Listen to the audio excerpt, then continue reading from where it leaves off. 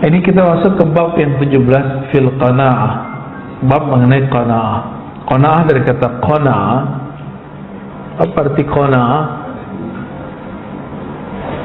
Qanaah itu bisa diartikan ridha terhadap pemberian. Ar-ridha bil qism. Ridha terhadap pemberian, ya. Wa fi istilahi ahli al-haqiqati hiya sukun 'inda 'adam al-ma'. Adapun menurut ahli haqiqah, nah ini istilah beliau, istilah ahli al-haqiqati, kita disebut qanaah yaitu sukun 'inda 'adam al-ma'lufat. Tetap tenang ketika apa yang diinginkan, disenangi tidak ada. Misalnya kita lagi pengennya apa, dapatnya apa gitu. Dapatnya bukan itu. Dan hati itu tetap tenang. Hati kalau sudah tenang, maka jiwa kita tenang. Jadi jiwa itu hanya bisa tenang kalau senternya oke, sentralnya. Sentralnya jiwa itu ada di hati. Nah, si kolbu ini harus memandang bahwa pemberian ini dari Allah. Nah, orang yang memandang pemberian itu dari Allah, dia akan merasa sedikit itu banyak. Tapi kalau seseorang tidak memandang anugerah itu dari Allah, banyak pun terasa sedikit. Karena Allah itu maknanya Sang Maha yang dicintai. Yang Maha dicintai itulah salah satu makna dari lafaz Allah. Kalau kita benar-benar cinta kepada Allah, pasti sedikit pun terasa banyak. Bapak Ibu, ikhwan akhwat fillah, pernah mencintai seseorang dulu sebelum nikah, dikasih hadiah kecil, rasanya besar nggak? Berkesan. Sedikit pun berkesan, apalagi banyak. Ini disebut qanaah. Adakah yang lebih sayang kepada kita melebihi Allah Subhanahu wa taala? Kan nggak ada. Kenapa kita nggak berbalas, membalas cintanya, ya? Allah udah segitu baiknya. Ini pagi ini masih bangun kan? Ya, di saat orang-orang masih sangat takut dengan Omikron. Ya, habis itu tantenya kali ya. Ini nikmat sekali, nikmat Allah berikan rasa tidak was-was, ya. Kalau ada yang hati-hati silakan, ya. Cuma was-was jangan. Was-was itu nggak boleh. Was-was itu penyakit di kolbu. Yuwaswisu fi sudurin nas. Was-was itu yang bikin penyakit, Pak. Jadi bagi saya bukan COVID itu yang berbahaya, tapi yang berbahaya was-was saat COVID atau sebelum terjadi. Ya, nah, coba was-was itu disembuhkan. Bagaimana menyembuhkannya? Kolbu hanya sembuh dengan nama Allah. Maka suntikkanlah nama Allah di dalam kolbu, ya.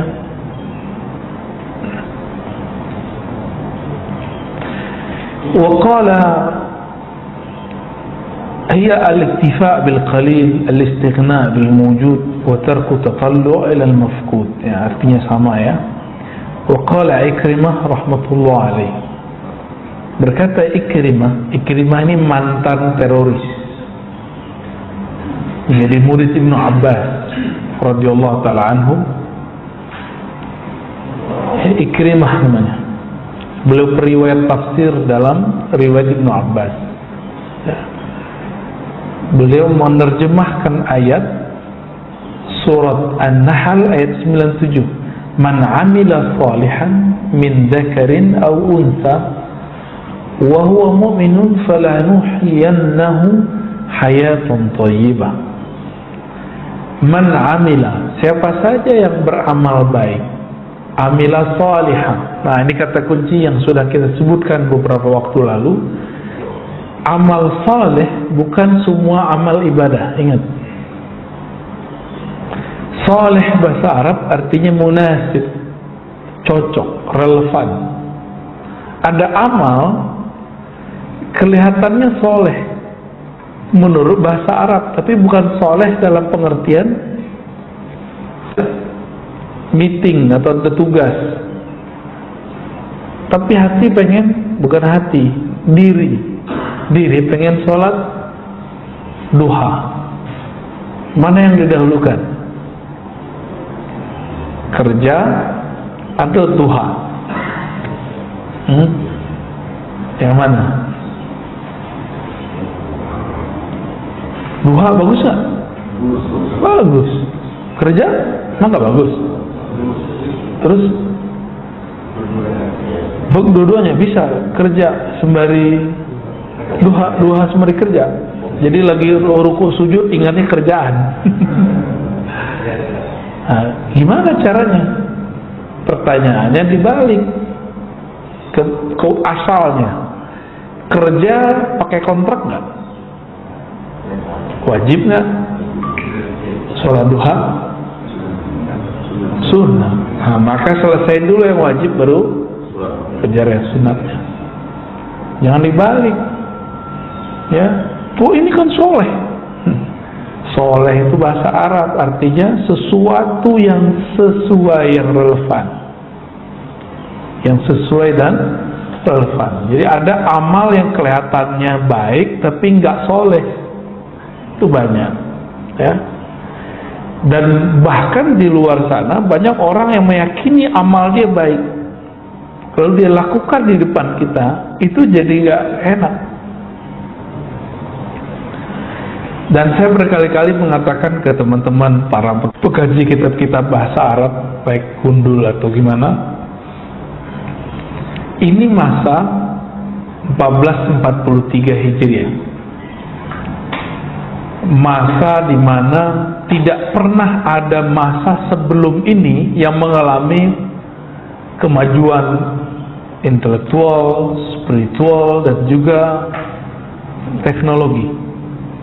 Maka jangan putuskan masalah kita dengan membaca teks-teks lama, dan jangan hukumi teks lama dengan pemahaman kita yang serba cepat hari ini. Nah, ini penting sekali. Nah, antum ketemu teks di Quran tentang bab pakaian, lalu Nabi melarang satu model pakaian. Belum tentu model pakaian itu seperti yang kita pahami dalam bahasa kita sekarang.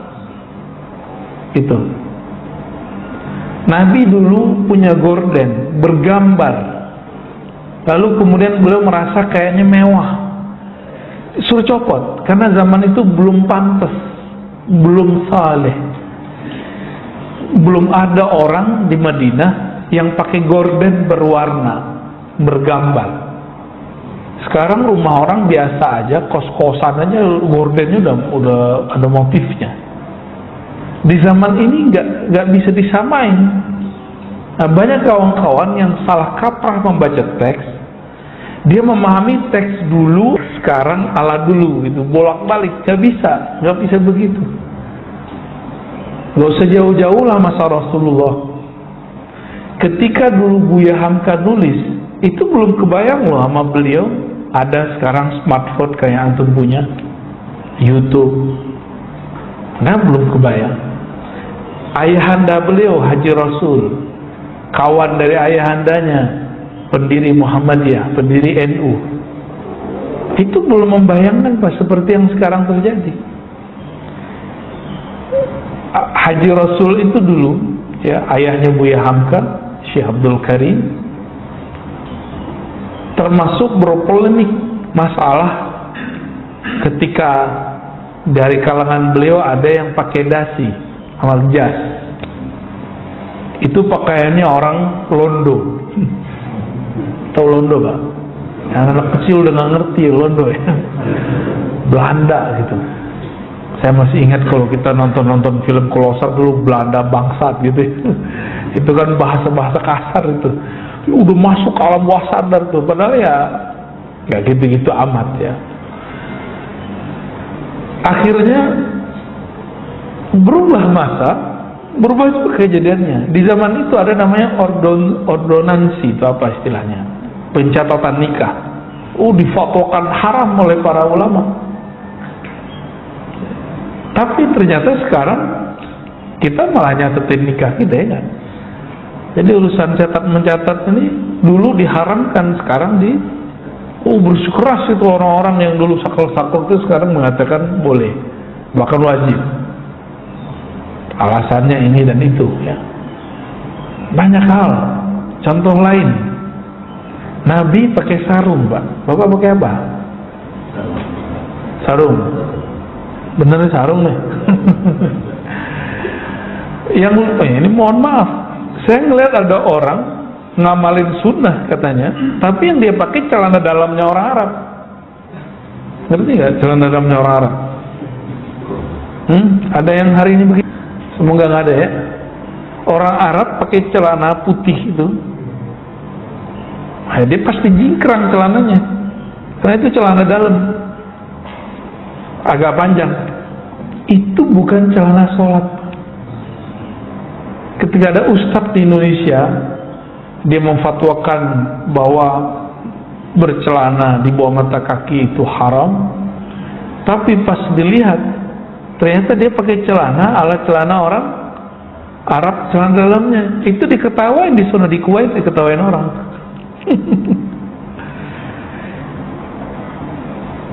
Seandainya pun dia pakai celana seperti Indonesia, nggak ada masalah. Masih satu masa, udah beda tempat, budaya pakaian sudah berubah.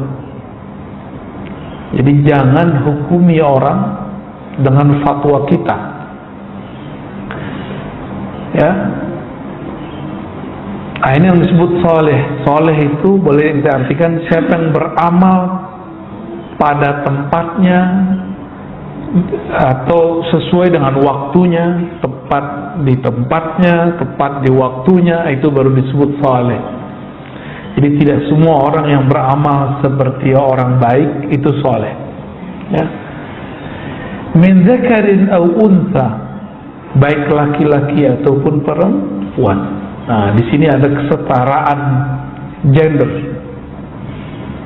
yang Islami, yang begini, Qurani. Kesetaraan gender yang Qurani itu adalah amal, bukan jenis kelamin. Jenis kelamin gimana mau nyamainnya? Bisa nyamain kelamin? Ya, kita minta libur aja seminggu, ya, sholat. Pengen apa? Ya, emang enak haid? Tanya aja sama ibu-ibu tuh, enak kah haid? Haid itu datang gak enak, nggak datang cemas. Benar Bu, ya? Ngetes mulu, ini kenapa nih nggak datang bulannya, ya? Nah, jadi kesetaraan gender Qurani itu adalah kesetaraan amal, bukan kesetaraan jenis kelamin. Maka segala hal yang berkaitan dengan hak dan kewajiban jenis kelamin itu nggak bisa disamakan. Yang bisa disamakan adalah amal, ya. Karena hak laki-laki dengan hak perempuan dalam bab urusan jenis kelamin nggak bisa disamain. Pakaiannya udah beda, ya, kebutuhannya udah beda. Nah, ini kalau kita mau meluruskan, ya, saya tidak anti ilmu apa-apa, juga nggak pro ilmu mana-mana. Kita pro-nya Quran aja, ya, Quran, Sunnah, udah itu aja. Hubbus sunnati wa ahliha, ya. Wa huwa mu'min. Ada satu syarat ketika kita beramal yang soleh, yaitu percaya kepada Allah Subhanahu wa ta'ala. Mukmin itu di kolbu, sedangkan amal itu pada badan. Berarti ada gabungan. Ini pembeda antara munafik dengan yang bukan munafik. Apa yang Allah berikan reward bagi orang ini? Falanuhyiyannahu hayatan thayyibah, dengan kehidupan yang thayyibah. Apa arti thayyibah? Baik, baik. Kan bahasa Indonesia emang standar sekali ya. Mohon maaf. Ini pakar bahasa Indonesia harus bisa membedakan ini. Ada halalan thayyiban, ya kan? Halal yang thayyib. Ini hayatan thayyibah, hidup yang thayyibah. Baldatun thayyibah, negeri yang thayyibah. Nah, gimana? Kalimatun thayyibah, kata-kata yang thayyibah. Itu beda-beda semua artinya.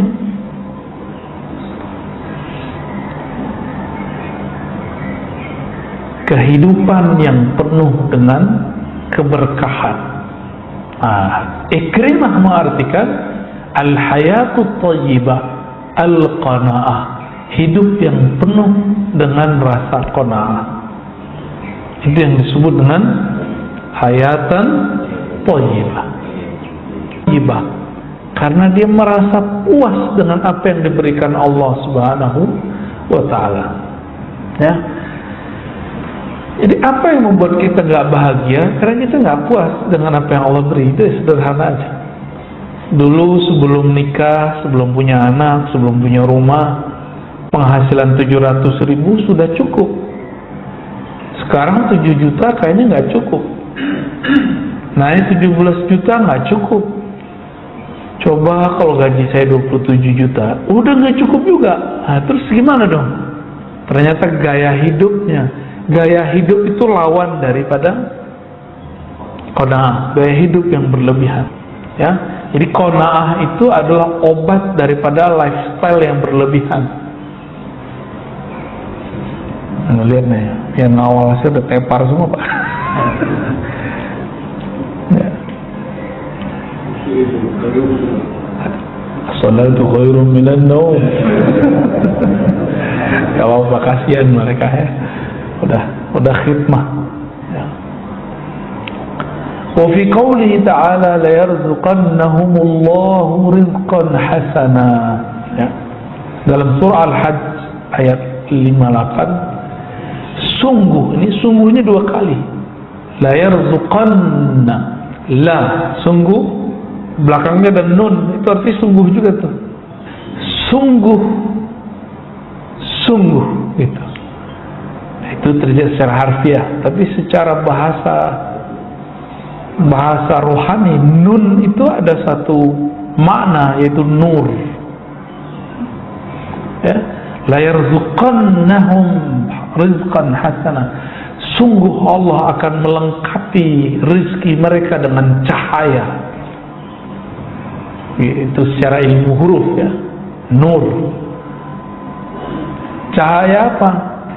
Cahaya rizqan hasana, rizki yang baik. Hasan ini kalau wajah jadi rupa yang bagus, kalau punya rumah kelihatan enak dilihat, punya mobil enak dilihat, punya baju enak dipakai, makan pun nikmat disantap. Itu disebut dengan rizqan hasana.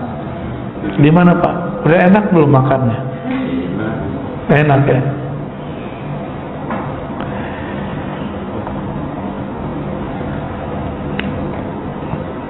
Ketika Ahlul Bait dibersihkan Allah dalam surat Al-Ahzab ayat 33, innama yuridullahu yudhiba ankumur rijza ahlal bait wa yutahhirakum tathira. Allah hanyalah menginginkan bagi kamu untuk membersihkan kamu kotoran. Kotoran apa pada mereka? Al-bukhul wa tama. Al-bukhul, kebakhilan dan ketamaan. Lawan dari qanaah. Orang bakhil itu dia pelit kepada orang lain. Nah, bakhilnya ada ininya. Ada yang sudah kronis, namanya syahih. Dia tidak hanya pelit kepada orang lain, dia juga pelit kepada dirinya sendiri.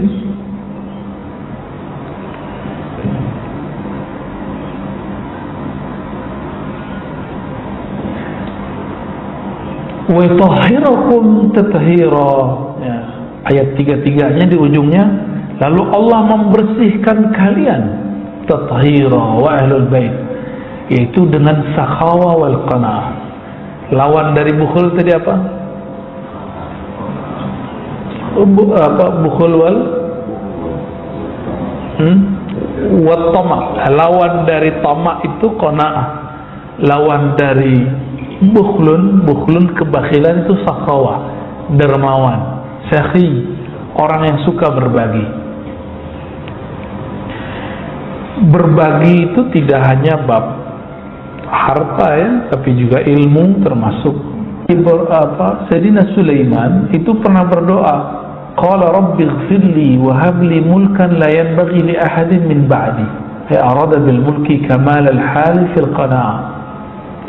Sayyidina Sulaiman itu doa, ya Allah ampuni aku, minta ampun dulu beliau. Ini adab berdoa. Wa habli mulkan, berilah aku anugerah mulkan. Apa arti mulkan? Kekuasaan kerajaan, menguasai jin. Salah satu kekuasaan Nabi Sulaiman adalah menguasai jin. Jadi Nabi Sulaiman itu punya cincinnya membuat takhluk, bukan sebenarnya cincinnya, tapi orang yang megang cincinnya itu. Tapi jin-jin yang sesat mengira cincin Nabi Sulaiman lah yang membuat dia sakti. Sebenarnya Nabi Sulaiman itu sendiri. La yanbaghi li ahadin min ba'di, yang mana tidak akan layak bagi seorang pun selainku untuk mendapatkan itu. Nah, ungkapan Nabi Sulaiman itu menunjukkan bahwa beliau ini qanaah. Maka Allah berikan akses yang luar biasa. Ada satu ayat di surat Al-Infitar ya, kita sudah sering dengar nih imam baca, innal abrara lafi na'im. Sesungguhnya abrar, orang-orang yang berbuat baik, sungguh lafi di dalam na'im, nikmat yang banyak. Nikmat apa itu? Al-qanaah fid dunya, qanaah dalam kehidupan dunia. Wa innal fujara lafi jahim, orang-orang yang berbuat keji di dunia, fi jahim, dalam jahim. Jahim itu nama lain dari neraka atau siksa. Mereka tersiksa gitu. Maka cobalah lihat orang-orang hari ini yang lifestyle-nya tinggi, ya tiap bulan mau ganti HP kan repot Pak. Apalagi zaman pandemi. Ya, jerit orang-orang. Ya, riwayat Imam Tabarani dan Qudai dikatakan al-qana'atu kanzun la yafna. Qanaah itu adalah perbendaharaan yang tidak pernah habis. Jadi orang kalau qanaah itu sama kayak dia punya kekayaan nggak pernah habis. Tapi kalau bapak ini punya duit banyak, itu bisa habis. Ya, ada satu negeri di Jawa kemarin ya, yang habis jual-jualin tanah. Masih ingat? Oh, pada beli mobil. Namanya duit kan habis Pak. Sekarang ya kasihan juga sih kita. Demo minta kerja ya. Ini pelajaran buat kita, biar kita nggak usah nyinggung mereka, tapi kita dapat pelajaran dari mereka bahwa harta meskipun miliaran banyak nggak akan bertahan ya. Yang membuat bertahan itu al-qanaah. Ini pesan buat diri kita dan apalagi keluarga di rumah, istri itu penting sekali ini mempelajari bab qanaah. Ini bukan alasan kita untuk tidak menafkahi ya. Justru laki-laki itu kebahagiaannya bisa memberi nafkah. Laki-laki yang tidak normal, tidak sempurna, dia nggak memberi nafkah ya. Jadi jangan ada yang seneng tuh, wah enak ya lu sama apa orang kaya gitu. Terus maksudnya apa nanya begitu? Maksudnya apa? Biar kita nggak memberi nafkah. Itu cowok laki-laki nggak jantan itu yang nanya. Ya. Laki-laki yang jantan itu, yang gentle itu ya bertanggung jawab. Bertanggung jawab. Jangan enak-enakan ngomong begitu ya. Itu cowok matre namanya.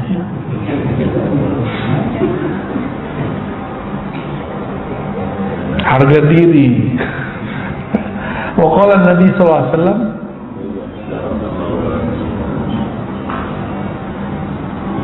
radiya yarda, irda bima qasama Allah laka takun aghna an-nas. Nah, ini ada sebuah riwayat juga. Ini ada di riwayat Imam Tirmizi, semakna dengannya. Ridolah terhadap yang Allah berikan bagimu, engkau akan merasa menjadi orang yang paling bercukupan di antara manusia. Ya. Bahasa Arabnya aghna, kaya. Jadi kaya dalam bab kerohanian itu bukan banyak kepunyaan.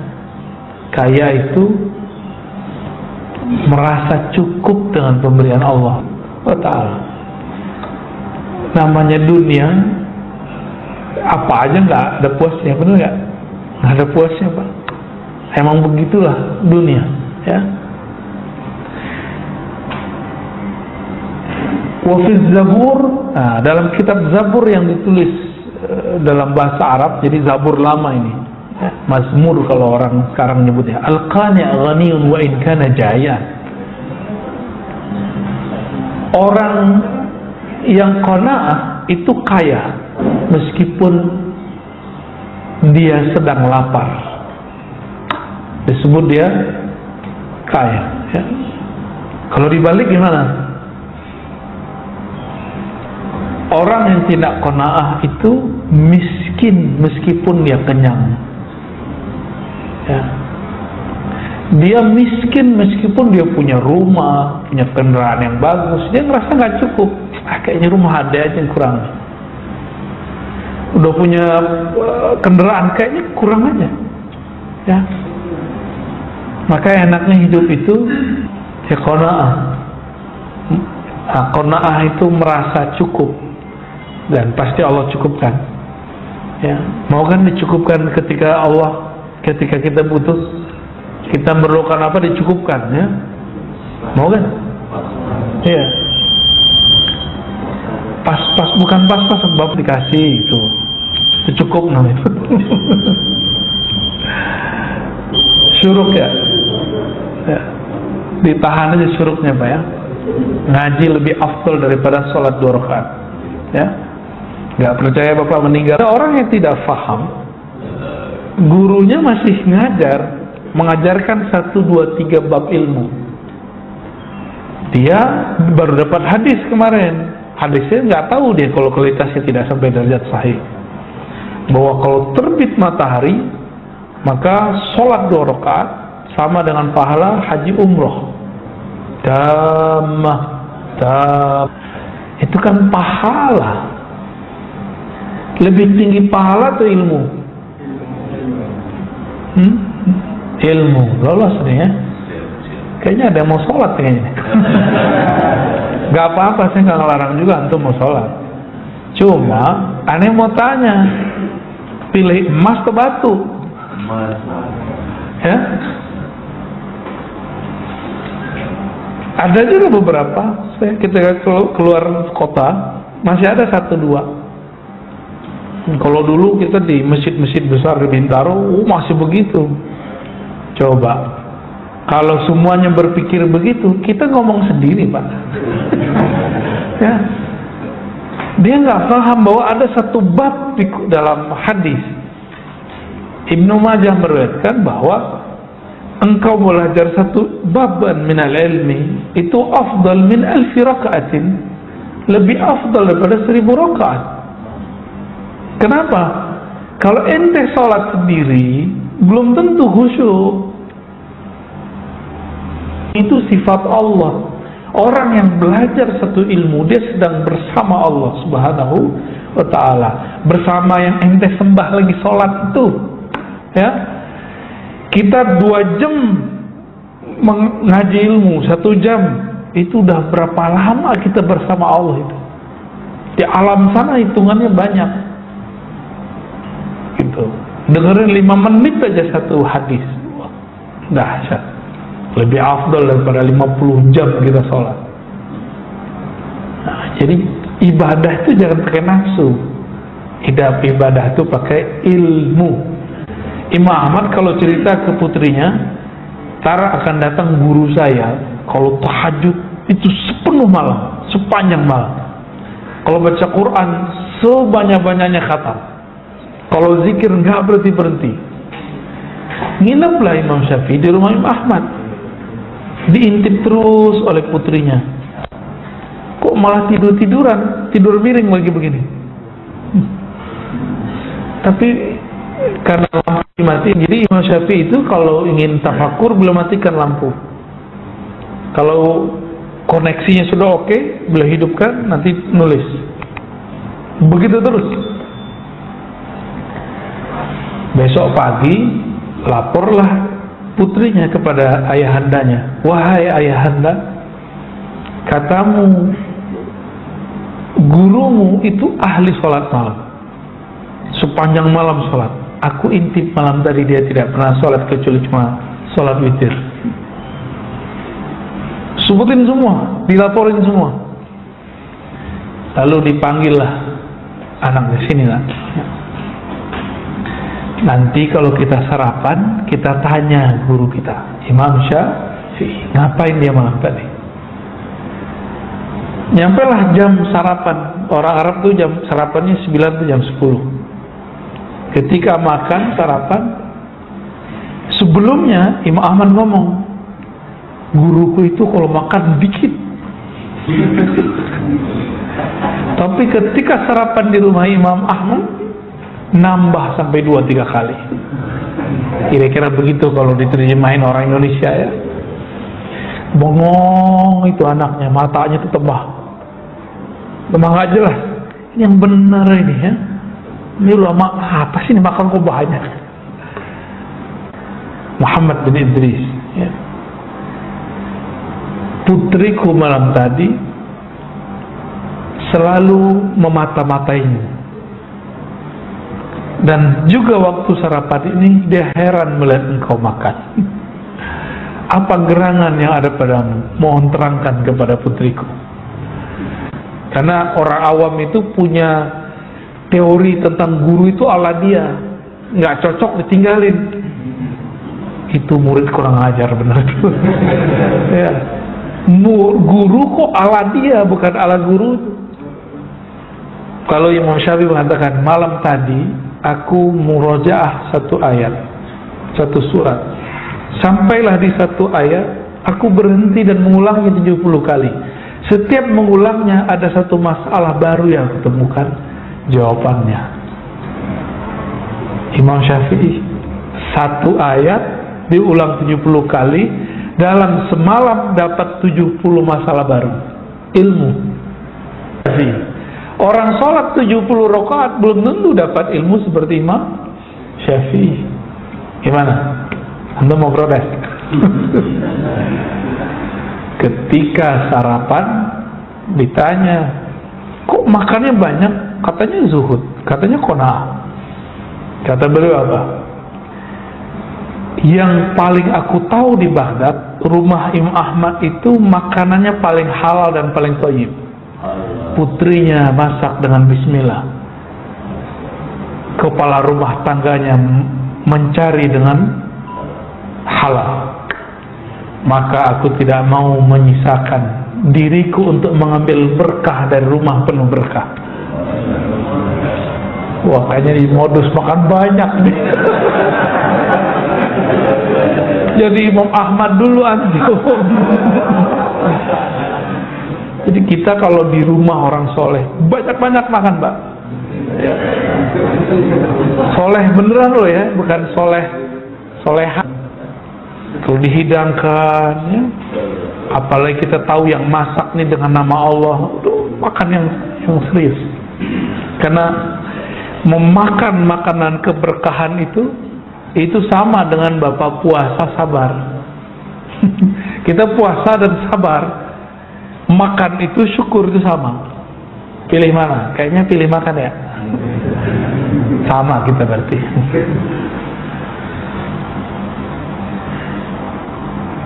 Nah, ini yang disebut saleh. Kalau di rumah orang yang halal makanannya, jangan makan sedikit, itu saleh. Ketika ada ilmu ibadahnya, akal memahami, ibadahnya kolbu merenungi. Nah, Imam Syafi'i ibadahnya malam tadi apa?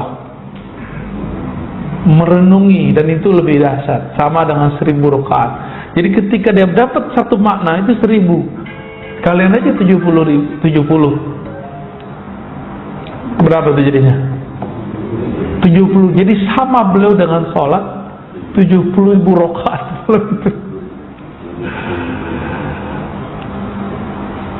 Ketika Imam Syafi'i pindah ke Makkah, ke Madinah, ke Mesir ya. Ini bukan hijrah yang pertengahan, ini hijrah yang terakhir. Berarti ke Mesir. Setelah 4 tahun beliau tinggal di Mekah, di Mesir ya, apa yang terjadi? Beliau sudah mau sekarat. Tiba-tiba putrinya nangis, mau ditinggal ayahandanya, takut ditinggal ayahnya. Siapa yang menjamin hidupnya di masa depan? Apa tanggapan Imam Syafi'i? Ya, wahai putriku, ini rumah aku sudah khatamkan 4.000 kali Quran. Beliau baru tinggal di sana 4 tahun. Berarti setahun Bapak hitung aja sendiri, pasti nggak ngerti gimana cara khatamnya itu. Itu matematika Imam Syafi'i itu. Karena beliau mengikuti mazhabnya Sayyidina Utsman. Sehari bisa khatam 8 kali. Sayyidina Utsman sehari 8 kali. Saya belum bisa ngejar itu. Tapi saya punya santri, sudah ada yang bisa 10 kali sehari. Tapi nggak tahu cara dia baca. Cara bacanya itu bagi dia sudah 2 ayat. Bagi kita belum ya. Baik, Imam Syafi'i mengatakan apa tadi? Apa yang engkau khawatirkan? Ini rumah sudah diberkahi, khataman 4.000 kali khatam. Ini kata-kata Imam Syafi'i. Itulah sekarang yang jadi kota Kairo itu ya, tempat beliau dulu baca Quran.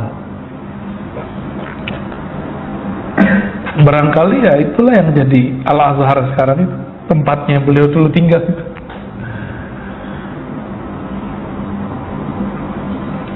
Man kanat qana'atuhu samina tabat lahu kullu marqa. Orang kalau qana'ah, makanan nggak enak jadi enak. Maka Rasulullah itu nggak pernah menghujat makanan.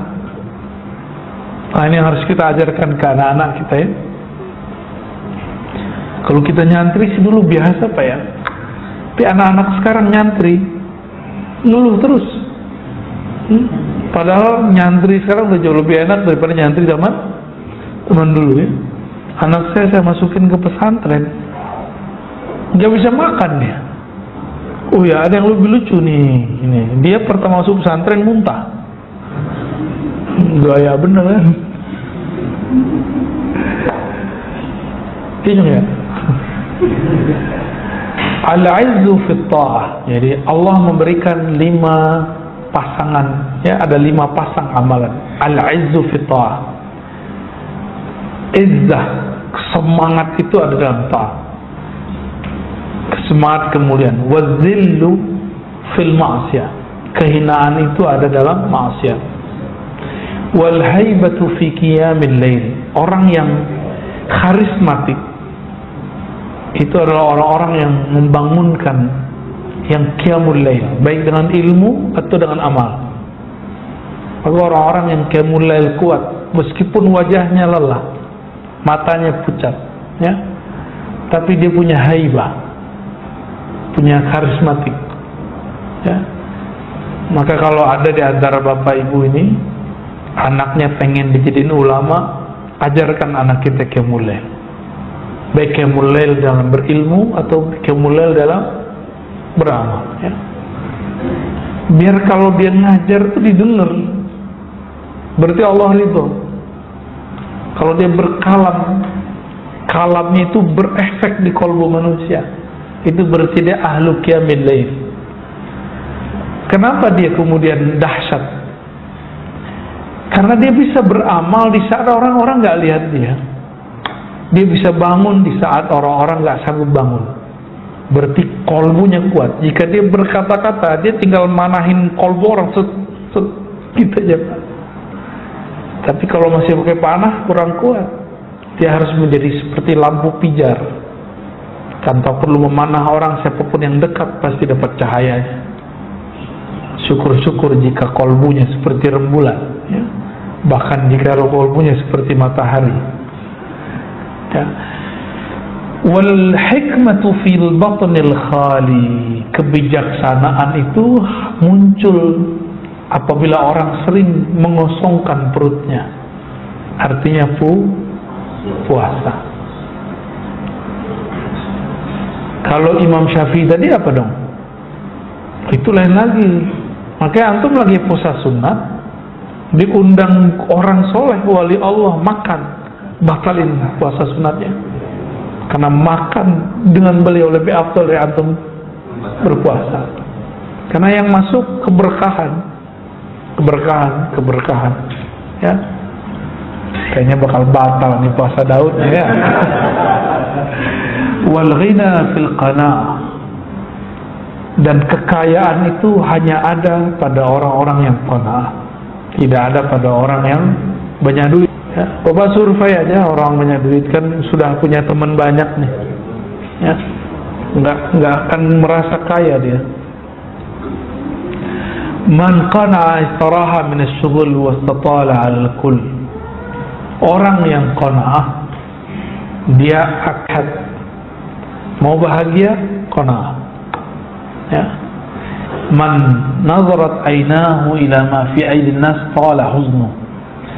Siapa yang masih senang melirik kepunyaan orang, rumah orang, mobil orang, apanya orang lah, huzun, apa arti huzun? Kesedihannya, bawaannya sedih aja, kok saya begini, kok saya begitu, ya. Saya masih ingat dulu waktu masih mahasiswa, kalau ngeliat ada petakan kosong, coba kalau aku tinggal di situ nggak bayar gitu, Pak. Bener nggak, sama nggak? Sama gitu ya. Waktu dulu masih mahasiswa. Sekarang udah ngeliat petakan kosong, nggak minat. Minatnya rumah gede yang kosong. Kalau ngeliat rumah gede yang kosong, ya Allah, ngapain ini orang kok tinggalin rumahnya? Kasih buat saya aja, gitu ya. Sekarang begitu. Nah, ini ustadz juga diuji, Pak. Ustadz itu ujiannya ngeliat tanah kosong. Serius. Kayaknya pengen bangun terus ya. Pengen bangun pesantren kan modus itu. Donasi. Ada nasinya ya. Ini hati-hati. Kalau para dai katanya kolbunya, ini nafsumu atau kolbumu, gitu, ya. Kita pengen bangun, ini nafsu kita atau emang manhaj yang diturunkan guru kita. Saya ketemu ada ajengan di Jawa Barat, kata gurunya, kamu kalau punya pesantren harus ada pembangunan lahir batin. Jadi walaupun nggak ada apa-apa, harus ada apa kek yang ente sedang bangun. Itu ijazah dari gurunya. Ijazah dari gurunya. Untuk apa? Orang kalau ada yang membangun, berarti dia ada usaha untuk mengumpulkan dana. Dan saya tanya, kamu terima dana dari pemerintah Pak? Enggak. Dari partai? Enggak. Terus dari mana? Ada aja.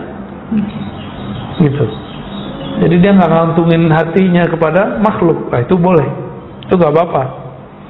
Ini tanah yang di sini belum selesai dibangun, udah pengen bebasin tanah yang sampingnya lagi, Ustaz. Nafsu saya maksudnya. Itu nafsu saya, Pak. Makanya ujian saya waktu beberapa tahun kemarin adalah melepas apa yang saya imajinasikan bakal jadi pusat pesantren. Kita lepasin talak tanah, Pak. Setelah kita talak tanah, barulah kemudian rasa berat di pikiran itu berkurang. Saya jadi bisa fokus ngajar, bisa bebas keluar kemana-mana. Ya, habis itu tanah yang nyari kita. Oh benerlah kata Nabi dari hadis Imam Ahmad, hadis Imam Tirmizi. Siapa yang himmahnya dunia, maka Allah jadikan pikirannya bercabang, dan dia hanya dapat apa yang menjadi hak dia. Tapi sebaliknya, jika himmahnya akhirat, dunia datang, dia seperti magnet. Dunia itu datang ngejar dia, bukan dia ngejar dunia. Pilih mana, Pak? Ini teorinya doang yang mudah nih. Cobain aja sendiri, itu kuat. Madam al-iqab fi matarihi fala tasammu ilaihi himmat as-siyar. Ini enggak perlu ya. Nah, maka jamaah yang dimuliakan Allah,